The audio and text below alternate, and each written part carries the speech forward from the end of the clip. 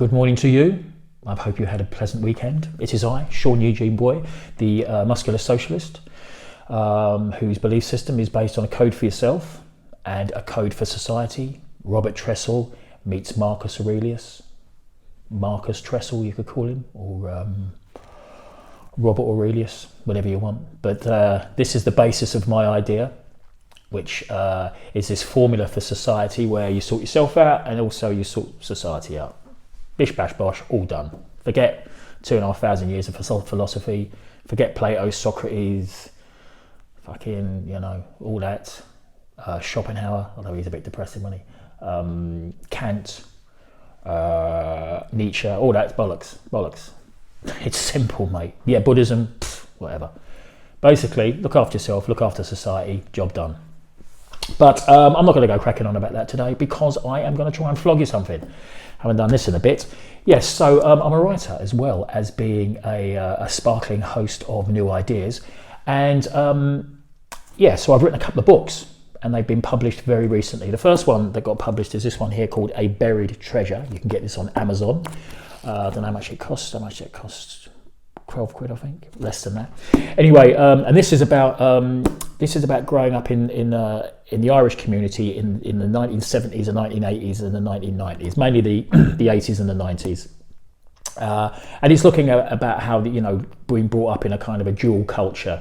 My parents came across in the 60s, and then me and my mates were brought up in this Irish culture. We were not Irish, but we're not, we didn't feel very English either. So it's this kind of duality, which loads of other people from different cultures experience. I've got a lot of mates from an African background. They exactly the same upbringing that I kind of had. Lots of discipline, lots of expectation, lots of discipline. I used to sit there with my mates and argue about the licks we used to get, but everyone got it back in the day. It wasn't abuse or anything, just corporal punishment was one of those things. But anyway, this book talks about a lot of this kind of stuff, plenty of drugs in there, loads of music, everything from the Clash to the Jam to reggae, and then into Britpop, trip hop and all this kind of thing. And it just basically charts it through. But from about 1972 to 2010, and there's characters in there that kind of, explore what it was like to be brought up in this kind of dual culture. So if that's the kind of thing that might interest you, it's a good book. It's quite funny, I think. Anyway, that's that one there. And this one here, which is called A Decent Man.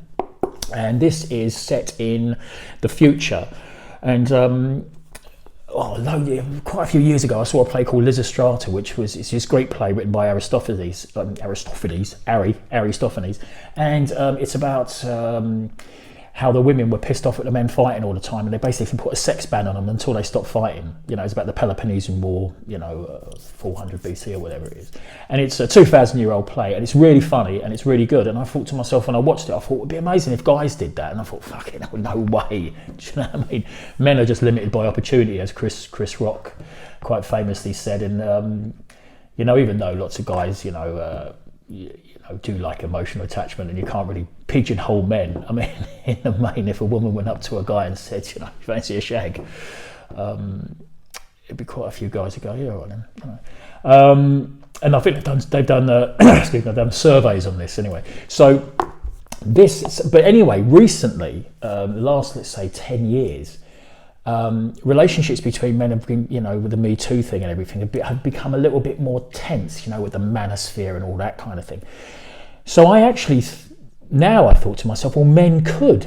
I mean, you've got this whole men going their own way. So I've written a book, and it's set in the future, and this is where men say, no, we're not going to sleep with you. So it's about a guy who announces he's not going to go out with girls anymore, and he's a good-looking boy, but he's just had enough of getting shit off women. And it's funny, it's tongue-in-cheek. It's not, I don't think it's misogynistic, you know what I mean? And it kind of explores all the tensions that are going on at the moment between men and women. And it's really, it's I kind of based it on Lysistrata and Brexit. Funny enough, where the guys are saying, right, that's it, we've had enough. We're, Mexit. That's what it's. It's kind of male exit. And a big love story in there, and usual everything I write about. It's got plenty of naughty behaviour in there, but at the same time, you know, and it's got a nice, you know, it's got a happy-ish ending. So it's not like endorsing. It's a bit like the Andrew Tate You Can Date. You know what I mean? And so it sort of speaks with sympathy from the male's perspective, but also it's, you know, it also speaks to you know, some of the problems with, you know, patriarchal heteronormative behaviour. You know. So anyway, so that's that. You know, and it's quite you know, I think it's quite good actually. So those are my 2 books that I have written, which I would love you to buy, because as an author, you just don't want to fucking write something and then just have it there on the shelf to point out to people. Oh yes, by the way, did you say? Oh yeah. Oh really? Oh yeah, I was going to get an Amazon. You know, your mates go. I was going. Yeah, have you read it? No, I'm getting around to it, mate. You know. Yeah, there's not no fucking pictures from my mates in the book, but yeah. So if you're interested in that, and also I'm writing because all my life I've been kind of fascinated by 3 things really. I've always got fucking plenty of lists. You know, basically my upbringing. Which I thought was quite interesting.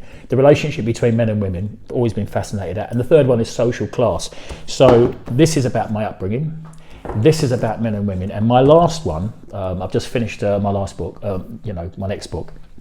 And that is about social class, which I'm really looking forward to getting published. Because I think at the moment, you know, slowly but surely people are beginning to realise that identity is a bit of a cul-de-sac, and what people need, you know, what will never change is social class, and people need to come together.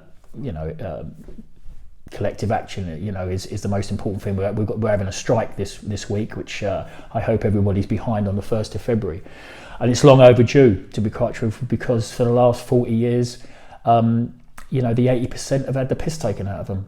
You know, not to put too fine a point on it, terrible wages, you know, 0-hour contracts, and when the rich fuck up, they get bailed out. You know, I still can't get over, you know, this century. I mean, it's been a classic, really. You know, the Iraq War, and then you get smacked, and then the 2008 banking crisis, where there was socialism for the rich, which is just, I mean, and people know this, people feel it. House prices going up. You know, you can't afford anything. It's a bit of a shocker. So hopefully you'll be behind those strikes. But yeah, that's it. So like I say, it's going to be short and sweet. Buy these books for Christ's sake, please. I don't want to keep on working. I want to be a writer. You know, I want to be a writer. I want to be taken seriously. You take me seriously, don't you? Okay then. Right then. We'll have I hope you had a good weekend. I hope you have a lovely week, and I'll chat to you next time. Okay. Bye.